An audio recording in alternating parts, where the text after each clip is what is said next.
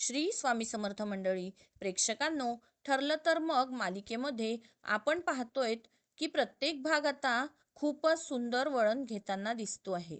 तर मधुभाऊ शुद्धीवरती येणं आणि सायलीच तन्वी असल्याचे पुरावे देणं हे सगळं आपण बघतोय.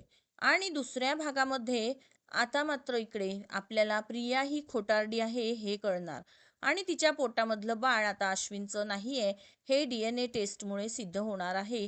नक्की काय घडणार, कसं घडणार हे आपण बघूया. तर व्हिडिओ शेवटपर्यंत नक्की बघा आणि चॅनलला सबस्क्राईब केलं नसेल तर नक्की सबस्क्राईब करा. प्रियाचं बाळ अश्विनचं बाळ नाहीये, मग हे कुणाचं आहे ते सुद्धा सत्य आता समोर येणार आहे. आणि नक्की काय घडलंय ते आता बघतोय. आपण पाहिलंय की आता तो सिक्युरिटी गार्ड खरं तर स्केच काढून मदत करणार असतो. तो म्हणजे इन्स्पेक्टर सावंतांची. आणि त्यांची मदत करून आता तो खरं तर त्यांना कोण आहे तो माणूस, काय आहे ते सांगण्याचा प्रयत्न करणार असतो. पण त्याच वेळेला त्याला आता राकेशने पळवलंय आणि राकेशने त्याला आता किडनॅप केलंय. इकडे त्याला डांबून ठेवलंय. तोपर्यंत आता सायली सांगायला लागते, मला खरंच कळत नाहीये की प्रियाच्या पोटातलं बाळ कुणाचं असणार आहे. आणि त्यावर अर्जुन म्हणतो, तुला मी सांगितलं ना, तू इतका विचार करू नको. आणि म्हणूनच मी तुला काहीच सांगत नव्हतो आणि आम्ही घरच्यांना सुद्धा काही सांगत नव्हतो.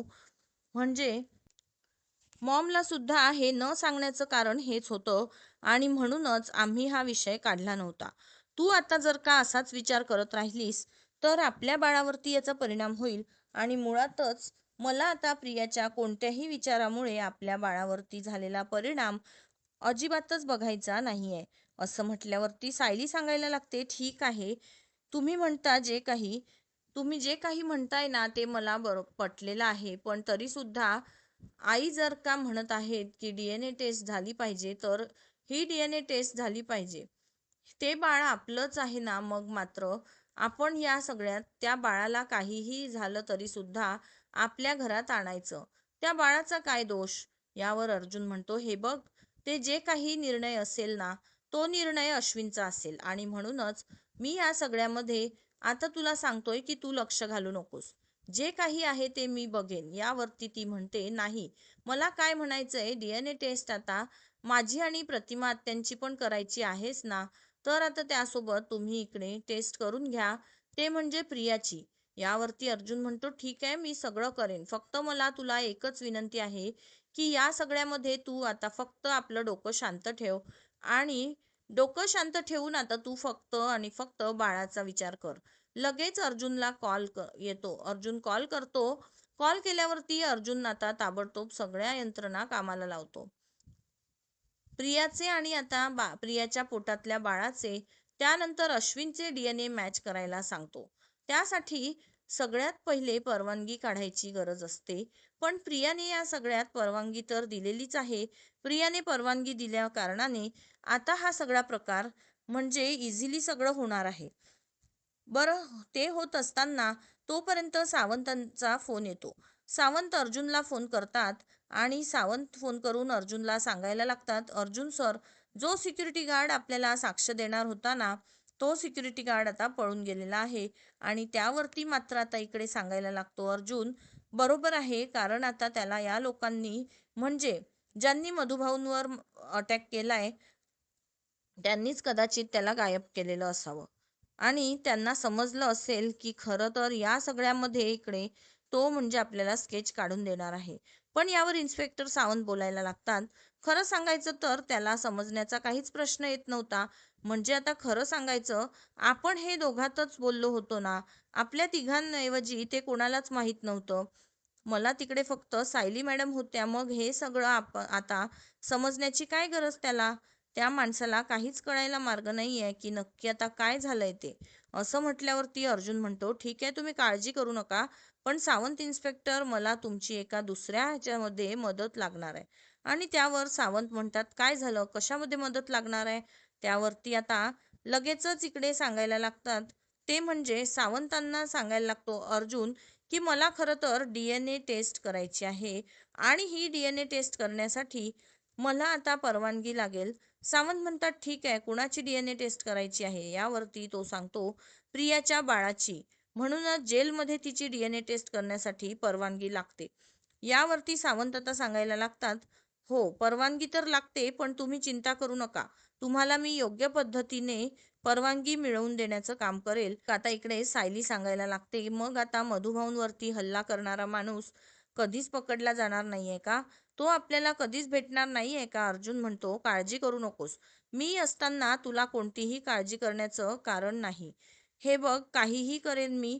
काहीही झालं तरी तुला मधुभाऊंचा खरा कुणी कोण आहे त्याचा पत्ता शोधून काढेल. आणि सायली आता सांगते, म्हणजे मधुभाऊंना मारण्याचा कोणी प्रयत्न केला हे शोधून काढेल.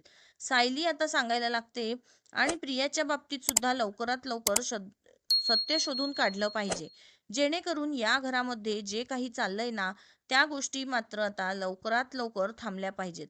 यावरती अर्जुन म्हणतो, तू बिलकुल चिंता करू नकोस, फक्त तू आपल्या बाळाचा विचार कर.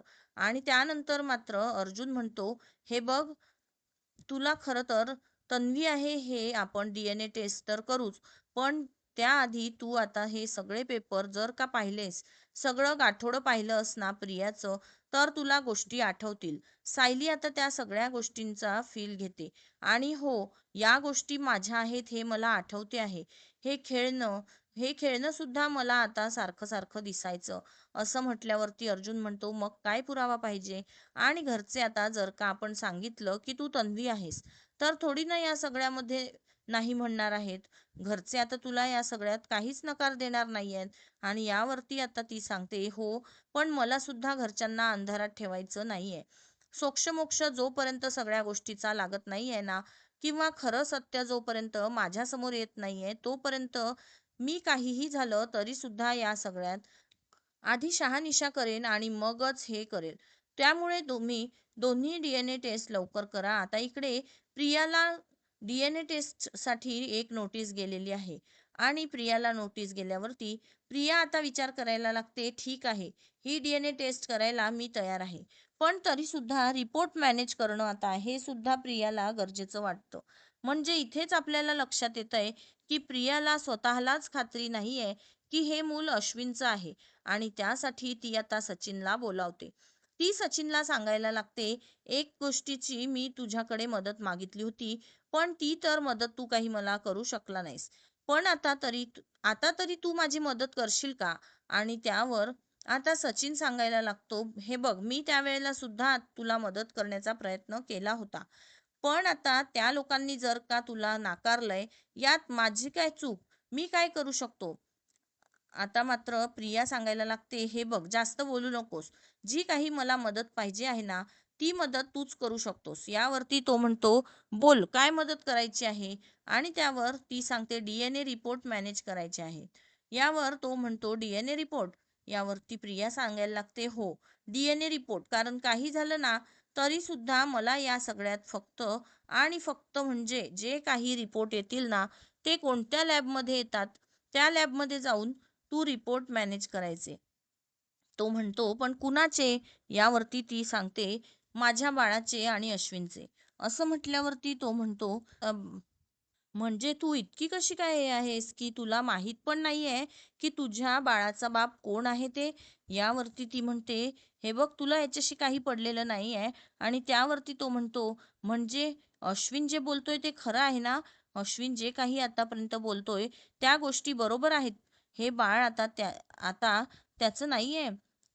कोण तो आला होता मुलगा, त्यावर म्हणते, नाही, तो तर फक्त नाटकच करत होता ना, त्याचं नाही आहे. पण असेल, तुला काय करायचंय कोणाचं? तू मदत करणार आहेस की नाही तेवढं सांग. यावरती तो म्हणतो, ठीक आहे बाबा, करेन मदत. फक्त आता मला समजलं पाहिजे की हे कोणत्या रिपोर्ट लॅबमध्ये गेलेत, कोणत्या लॅबमध्ये टेस्टिंगसाठी देण्यात आलेत, हे समजलं तर मी तुझी नक्की मदत करेन. असं म्हटल्यावर ती सांगते, तेच तर तुला करायचं आहे.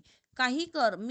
मी तुझी अशी काही तुला आता अशी सिक्रेट सांगेन त्याचं, की तुझी कायमची मदत होईल.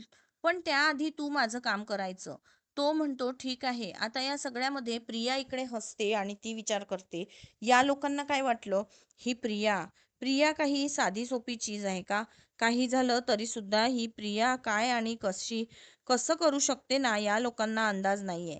एका झटक्यात यांचे नाही 3-13 वाजवले तर नाव नाही सांगणार आता प्रिया, असं म्हणत प्रिया आता खूपच खुश झालेली आहे. आणि खुश होऊन मात्र प्रिया ताबडतोब रिपोर्ट बदलण्याचं हे करते. अर्जुन घरी आलेला आहे. घरी आल्यावरती आता अर्जुनने रिपोर्ट करण्यासाठी मात्र आता घरच्यांना सांगितले की DNA रिपोर्ट काढायचे आणि डॉक्टरांना भेटायला गेलाय. अर्जुन डॉक्टरांना भेटायला गेल्यावरती अर्जुन आता सांगायला लागतोय की हे बघा डॉक्टर, आम्हाला ऑथेंटिक रिपोर्ट काढायचे आहेत आणि त्यासाठी आम्ही दुसरे कुठेच जाऊ शकत नाही आहोत. पण या सगळ्यात जे आता घर म्हणजे डॉक्टर आता जेलशी संबंधित आहेत, तेच फक्त आम्ही हायर करू शकतो किंवा त्यांनाच आम्ही करू शकतो. म्हणून आम्ही तुमच्याकडे आलेलो आहोत. खूप मोठ्या आशेने आम्ही तुमच्याकडे आलेलो आहोत आणि या सगळ्यांमध्ये तुम्हाला आमची मदत करायला पाहिजे. डॉक्टर म्हणतात, चिंता करू नका, तुम्ही फक्त सांगा काय करायचंय. यावरती मग आता अर्जुन सगळी गोष्ट सांगतो आणि त्यानंतर अर्जुन सांगतो की मला तुमचे फक्त खरे रिपोर्ट पाहिजे आहेत. यावर डॉक्टर म्हणतात, ठीक आहे, चिंता करू नका. इकडे सचिनने शोध काढलेला आहे की कोणत्या डॉक्टरांकडे रिपोर्ट नेण्यासाठी चाललेले आहेत किंवा कोणते डॉक्टर ते रिपोर्ट चेक करणार आहेत. हे सगळं ज्या वेळेला सचिनने शोधून काढलेलं असतं, तो आता प्रियाकडे आलेला आहे. ज्या वेळेला सचिन आता प्रियाकडे आलेला आहे आणि त्यावेळेला मात्र सचिन इकडे सांगत आहे की हे हे बघ, मी सगळं सत्य शोधून काढलेलं आहे. जे जेल प्रशासनाचे डॉक्टर असतात ना, त्याच लॅब असिस्टंट आहेत, त्यांनाच फक्त हे सगळं चेकिंगसाठी दिलं जातं आणि त्यामुळेच आता चेकिंग करणार आहेत असं म्हटल्यावरती त्यांच्याकडे तुझे रिपोर्ट जाणार आहेत. असं म्हटल्यावर ती सांगायला लागते, ठीक आहे, तू माझं मोठं काम केलंस आणि आता माझ्या या कामासाठी नक्की नक्की मी तुला एक टीप देते.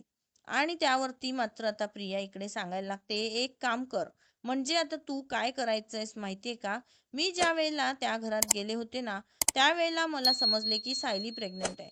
पण आता सायली जरी प्रेग्नेंट असली ना, तरी सुद्धा आता इकडे मला एक गोष्ट करायची आहे, म्हणजे रिपोर्ट तर पॉझिटिव्ह येतीलच, पण या सगळ्यामध्ये मला आता जी जागा सायलीच्या बाळाला मिळणार आहे त्या घरात ती जागा द्यायची. आणि त्यावरती तो म्हणतो, म्हणजे काय? आणि त्यावर आता प्रिया सांगते, तू एक काम करायचं आहेस, तू आता इकडे अस्मिताचं बाळ पळव. यावर तो म्हणतो, काय संबंध? काय या सगळ्याचं, तू काय वेड्यासारखी बडबडतेस? यावरती ती सांगते, या सगळ्याचा संबंध नसला ना तरी तुझा याच्याशी खूप मोठा संबंध आहे. यावरती तो म्हणायला लागतो, तो कसा काय? तू मला अडकवायला निघालीस का? यावरती प्रिया म्हणते, नाही, तू जर का अस्मिताच्या बाळाला पळवलंस ना, तर अस्मिताच्या बाळाला पळवून तू त्याच्या बदल्यात मात्र आता तुला हवं ते मागू शकतोस आणि हवं ते आता ते लोक द्यायला तयार होतील. यावरती तो म्हणतो, ठीक आहे, इतकी वाटतेस तितकी आता तू साधी नाही आहेस, असं म्हणत तो तिला सांगायला लागतो, ठीक आहे, मी तुझी मदत करेन, तू माझी मदत कर. झालं. आता इकडे डॉक्टरांकडे सायली म्हणजे त्या लॅब असिस्टंटकडे सायली आणि प्रतिमाचे रिपोर्ट आलेले आहेत आणि त्याच वेळेला आता इकडे डॉक्टर सांगत आहेत की हे रिपोर्ट अगदी 2 दिवसांमध्ये मी देईल. अश्विनचे आणि बाळाचे सुद्धा रिपोर्ट आलेले आहेत आणि ते सुद्धा रिपोर्ट डॉक्टर 2 दिवसात देण्याचं कबूल करत आहेत. बरं, हे सगळं होत असताना आता सायली अर्जुन घरी आलेत आणि रिपोर्टची वाट पाहत कुसुमताईचा फोन आलाय. मधुभाऊ शुद्धीवरती आलेत आणि मधुभाऊ काहीतरी सांगण्याचा प्रयत्न करतायत. झालं, मधुभाऊ काहीतरी सांगण्याचा प्रयत्न करतात म्हटल्यावरती आता सगळं कुटुंब तिकडे धावत गेलंय आणि त्याच वेळेला मधुभाऊंनी जे सत्य सायलीला सांगितलंय ते सत्य बाकी सगळ्यांना सांगत मधुभाऊंनी आता मोठा खुलासा केलाय. एकाच झटक्यात सगळी समीकरणं बदललीत आणि त्याच वेळेला सायलीच खरी तन्वी आहे हे सत्य समोर आलेलं आहे. पण प्रियाचे रिपोर्ट आले आहेत आणि प्रियाचे रिपोर्ट निगेटिव्ह आलेत. प्रियाने या सगळ्यामध्ये फ्रॉड करण्याचा जो काही प्रयत्न केलाय ना, तो प्रयत्न तिचा आता फसलेला आहे. मुळातच या सगळ्यामध्ये डॉक्टरांनी तिला रंगेहात पकडत आता फ्रॉड करत होत्या किंवा फ्रॉड करण्याचा प्रयत्न करत होती, असं म्हणत आता प्रियाला त्यांच्या हवाली केलंय. ते म्हणजे आता सुभेदारांचं हे मूल अश्विनचं नाही आहे हा DNA मॅच होत नाहीये हे सुद्धा सांगितलंय. एकाच झटक्यात प्रिया चांगलीच हादरलेली असते. प्रिया या सगळ्यामध्ये पुरती अडकून गेलेली असते आणि प्रिया आता पुढे नवीन काय डाव खेळणार हे पाहणं अतिशय उत्सुकतेचं असणार आहे. तर प्रेक्षकांनो, व्हिडिओ आवडला असेल तर व्हिडिओला नक्की लाईक करा. धन्यवाद.